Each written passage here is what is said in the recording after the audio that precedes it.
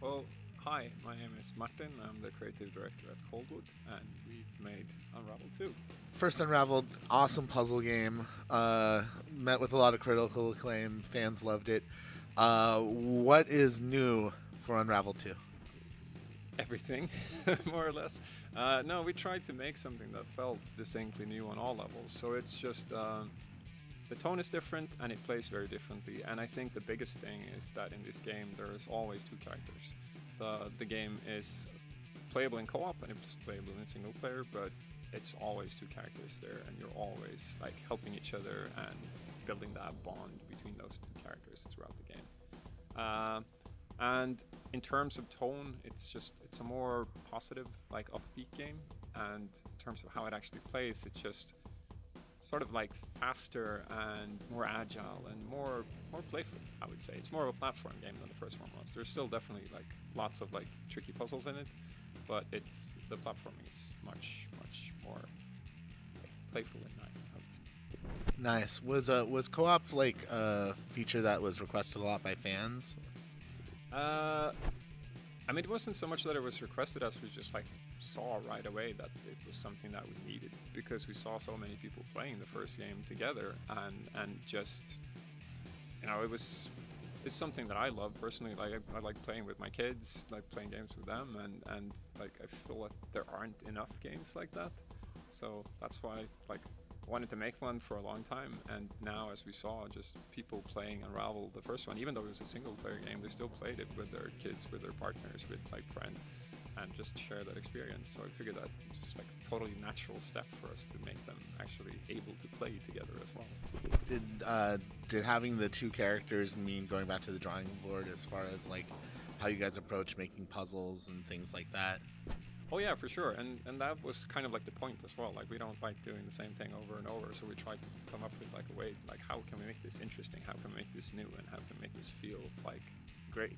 So really, like what happens at the start of the game is that your yarn bond is torn off, it's cut, but you instead make this new bond with another character, and what that means is that like you're kind of liberated, you're free, you're not stuck in the past anymore, but you're stuck with each other, which means that it's just like a whole different way to play the game than what the first one was. Nice. What would you say are like the themes of the sequel?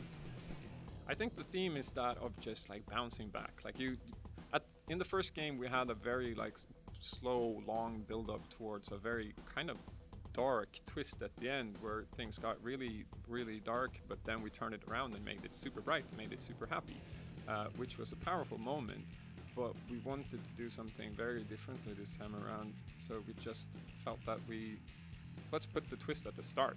So it starts terrible, but then the whole game is about building you up from that crash. Like you start at zero, and then we just make it better and better, and just make you feel stronger, and like, yeah, It's more powerful. Let's talk about the character and how the bond changes things in the sequel and how that affects the gameplay as well.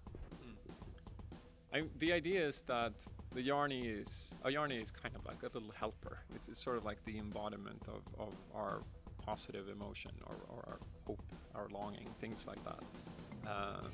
And we can all have our own. So there are many of them.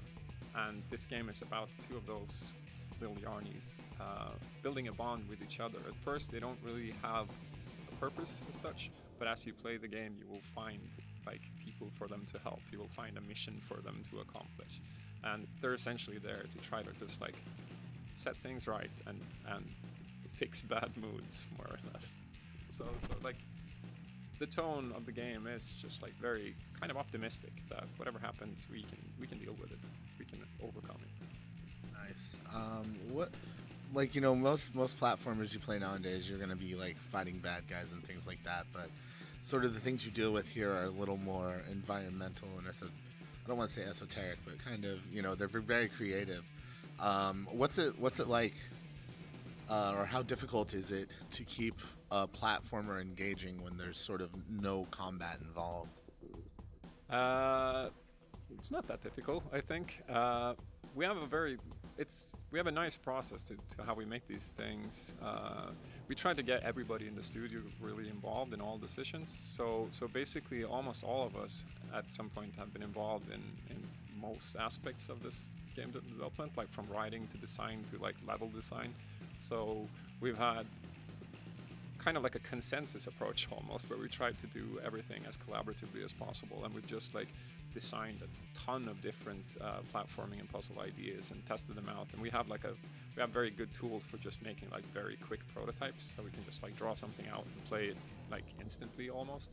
So it's been really fun trying to design the gameplay, and I don't think not doing combat is something that's held us back, but it's more like we can focus on our strengths and try to build something that's about just these two characters working together and always helping each other out. And it's been kind of nice. It was cool when we decided that we discussed back and forth how to go about the co-op thing, but when we decided that there should always be two characters there at all point, even when you're playing by yourself. So that shouldn't be like a separate mode or anything like that, but the entire game is based on like you're solving problems together. And that became like the interesting challenge, the puzzle challenge. Like, how can we make something that is about you two working together to overcome this problem by helping each other? Nice. So what are some of the new abilities and skills that you're going to have to help you out through this game? We changed the moveset around a little bit compared to the first game to just make it a bit more of a better platform game. So you're kind of a bit of a like younger, perkier Yarny this time around. You can run a bit faster, you can jump a little bit higher, and you can do wall jumps and things like that. And you have very like precise air control. But also, since you have the yarn, that's sort of like your favorite tool. Like you have a lasso that you can throw out that you can swing around on and just like do all these kind of crazy acrobatics. But also because you're constantly connected to this other character, then the other character becomes like an anchor for you that you can climb up to. There's like their safe spot that you can return to, but you can also use them to swing from, so you can access new areas.